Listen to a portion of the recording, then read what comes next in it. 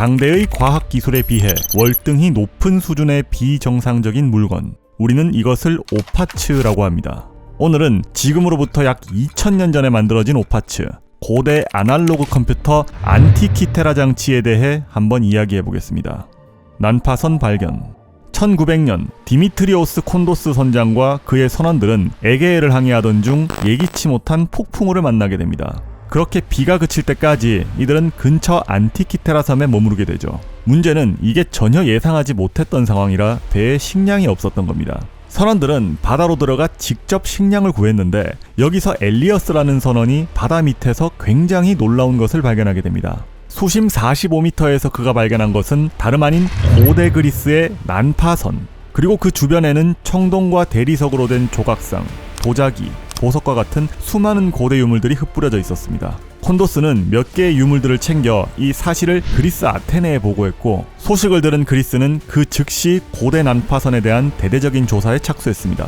1900년과 901년, 약 2년간의 조사 끝에 발견된 30여 개의 유물들은 아테네 국립고고학박물관으로 옮겨졌습니다. 안티키테라 장치 최초 발견.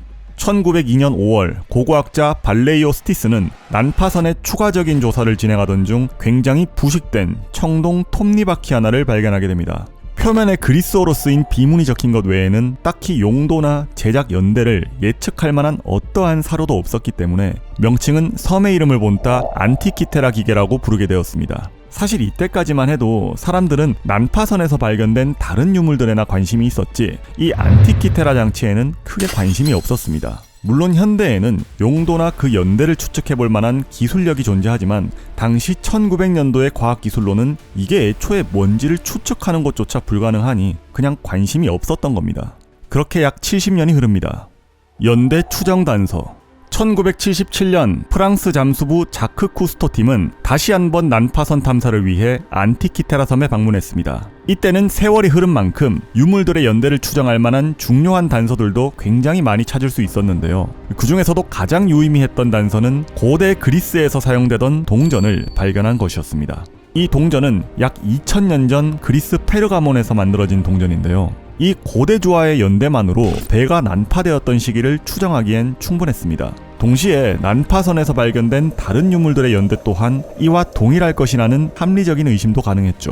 즉, 이 복잡하고 이상하게 생긴 톱니바퀴도 지금으로부터 약 2000년 전에 만들어졌을 가능성이 굉장히 높다는 말이 되는 겁니다. 안티키테라 내부 구조. 1951년 영국 예일대 교수 데릭 솔라 프라이스는 안티키테라 장치의 복잡한 외형을 보고 조금 기발한 생각을 하게 됩니다. 분명히 복잡한 외형을 보면 내부에도 뭔가 있을 것 같은데 엑스레이를 한번 찍어보면 어떨까? 곧바로 프라이스 교수와 그의 동료 카라칼로스 교수는 82개의 안티키테라 기계 조각을 엑스레이와 감마선을 이용해 내부 분석한 뒤 75쪽에 달하는 논문을 1954년과 73년에 두 차례에 거쳐 발표했습니다. 안티키테라 장치는 3가지의 주요 다이얼로 구성되어 있는데 앞면의 다이얼에는 2개의 눈금 바늘과 25개의 톱니바퀴로 이루어진 복잡한 기계 장치다. 안티키테라 기계는 최초 발견 당시 외부가 나무 박스로 포장되어 있었는데 이는 어떠한 장치의 부품으로 사용되었을 가능성이 높음을 의미한다. 우리는 이것을 아날로그식 천체 관측용 컴퓨터였을 것으로 추정하고 있다. 기능. 2005년 아테네 조사팀은 1973년 프라이스 교수가 발표했던 논문 내용들이 모두 사실임이 확인되었다고 하면서 기계의 내부 구조를 분석한 결과 안티키테라 기계는 태양과 달 그리고 행성들의 움직임을 계산하는 천체 관측 장치임이 확실하다고 발표했습니다. 곧이어 2021년 UCL 유니버시티 칼리지 런던 연구팀은 기계 장치의 모든 조각을 복원하는 데 성공하게 됩니다. 이 사실은 네이처사의 사이언티픽 리포트에 실리게 되면서 얼마 전 우리 모두에게 공개가 되었었죠.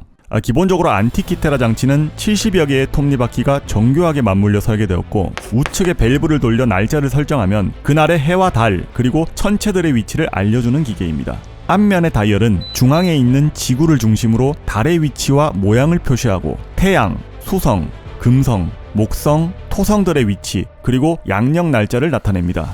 또한 4년에 한 번씩 2월에 하루가 더해지는 윤년의 개념이 도입되어 다이얼이 4년마다 하루가 늦게 회전하도록 설계되어 있습니다. 참고로 그 당시엔 윤년의 개념이 없던 시기였습니다.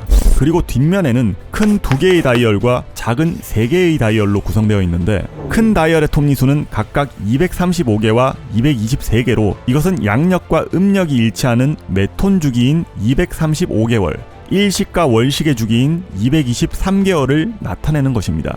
우리는 조선시대까지만 해도 일식을 하늘의 재앙이라 표현했고, 일식이 나타나면 왕이 직접 나와 하늘의 뜻을 기리는 구식례를 진행하기도 했습니다. 그런데 이들은 이미 기원전 1세기에 일식이 언제 일어날지 정확히 계산하고 있었던 겁니다. 또한 나머지 3개의 작은 다이얼에서는 각각 금성의 주기인 462년, 토성의 주기인 442년, 고대 그리스 올림픽이었던 올림피아 제전의 날짜를 정확히 알려주고 있었습니다. 2000년 전에 만들어진 장치 하나를 파악하는데 무려 120년이 걸렸습니다. 참 웃기게도 최초 발견 당시인 1900년도에는 안티키테라의 그 어떠한 추측조차 불가능한 상태였죠.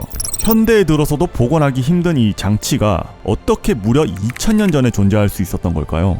역사 발전학적으로 모든 문명은 선대로부터 정보를 습득하고 또 후대로 기술을 전파하면서 점차 발전해 나갑니다. 우리가 예전에 삐삐를 쓰다가 투지폰을 쓰고 지금은 스마트폰을 쓰는 것처럼요.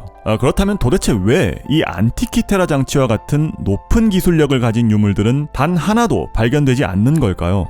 어느 날 하늘에서 툭 하고 떨어지기라도 했던 걸까요? 지금까지 바널이었습니다.